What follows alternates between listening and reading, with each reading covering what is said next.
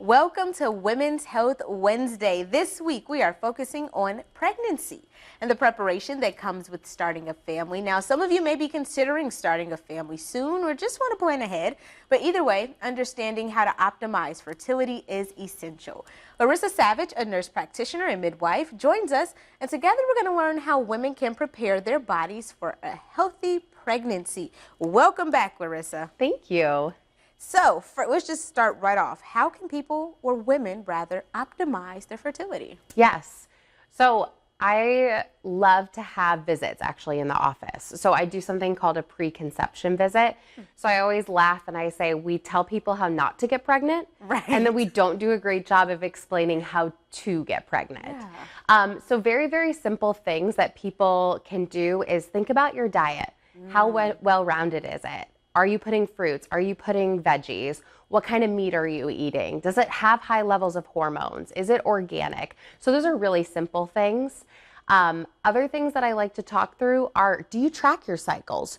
Do you know when you're going to have your period? Because that's actually going to help us time when you're going to ovulate, which is what we need to know to help you get pregnant. Yeah. So it always surprises people. You have 5 to 6 days every month to get pregnant. It's not a lot of time. Really? Yes. I think some people, there are those who are fortunate enough to just get pregnant. Absolutely. And then there are those who actually have to plan and think more strategically. So going back to the first point that you made in regards to the food, what are some specific things people should be incorporating in their diet? Sure.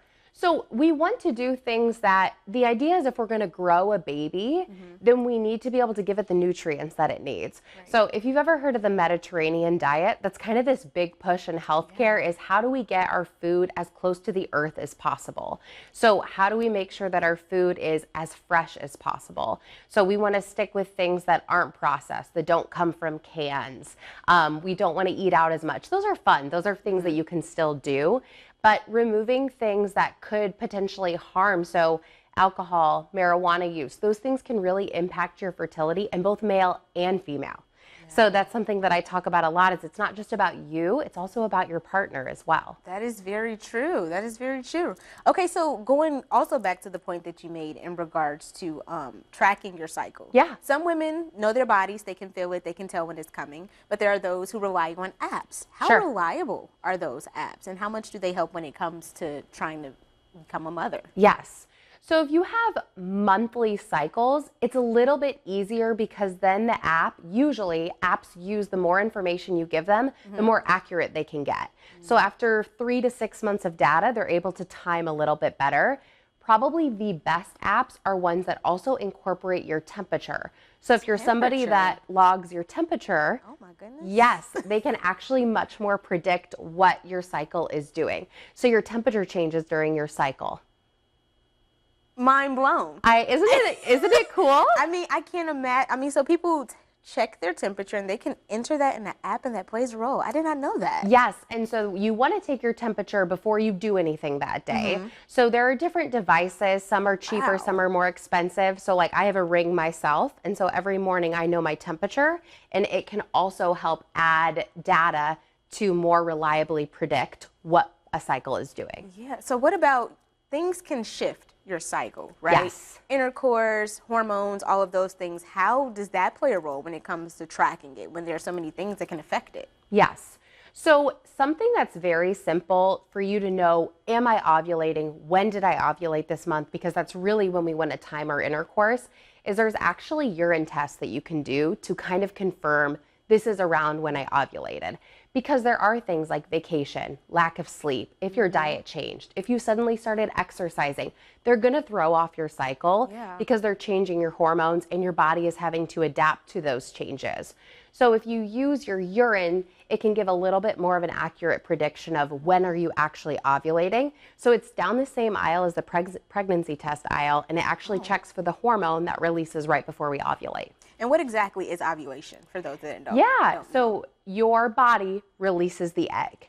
And so there's a hormone called luteinizing hormone, and it releases approximately 36 hours right before you ovulate. So your urine will be positive, and it's that indicator of ovulation is coming, the egg is going to be released, and that's the opportunity for it to begin its travel to then meet the sperm.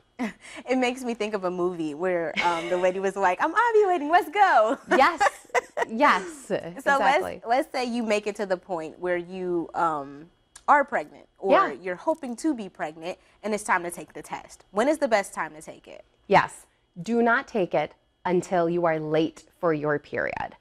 Because, you know, you'll see these tests that are like 5 days early predictor. Yeah. They may be positive, but if they're not, that doesn't mean you're not pregnant. We just really want to wait till that hormone level is high. So your urine test actually tests for that pregnancy hormone level, and it only needs to be around 25 for the urine to be positive. That's really low. Yeah. So it can predict it pretty early. So wait till you get to the day where you're supposed to start your period, maybe even wait one other day, and then you're going to get a good idea of, are we pregnant or are we not this month? So what if you're late and the test is still negative? Then I would recommend that you test again, because what if something has thrown off your cycle that month? Stress, exercise, lack of sleep. So it's not something, our cycles can really vary. They're not perfectly 28 days, right? And so sometimes that variation of 4 or 5 days is considered very normal. And it's not that your period is late. It's just that that month it varied maybe by a day or two. So to you, it's late. But for a normal woman, it's a very normal part of your cycle. Okay, so now let's say it comes time to a visit. You came in beforehand when you were trying to you made it known that you were interested in having a baby, and now you're taking a test and it's positive. How soon should you book that appointment, and what does that process look like moving forward? Sure. So I think that this is the hardest part once you find out you're pregnant. Is that we can't or don't really want to do an ultrasound till you're 8 to 10 weeks. So you usually find out when you're around 4 weeks pregnant, and then you wait 4 weeks till you come in for that ultrasound, because it's the most accurate in dating. So for my patients who worry, because I understand it's 4 weeks of just kind of thinking you're pregnant, we can always do blood tests. So we can look at that pregnancy hormone, we can watch it double to basically say, look, things are rising appropriately, things are going well. But we really don't want to look at an ultrasound too early, because we won't see a fetal heart rate yet. We won't see the things that really confirm to us that this is a viable, healthy pregnancy. And we don't want that first visit to cause you worry. We want it to reassure you. And so you usually call right when you get your positive pregnancy test. And then usually an office will say, great, we're going to see you 4 weeks from now. And that's typically what we do. Marissa Savage, it is always a pleasure. I always learn so much from these conversations. And I am looking forward to the next one. And hopefully, Central Illinois, you join us, because your health matters. Our next Women's Health Wednesday is going to be June 11th. So hopefully we see you there as we explore women's health together with the experts at Carle. But we'll be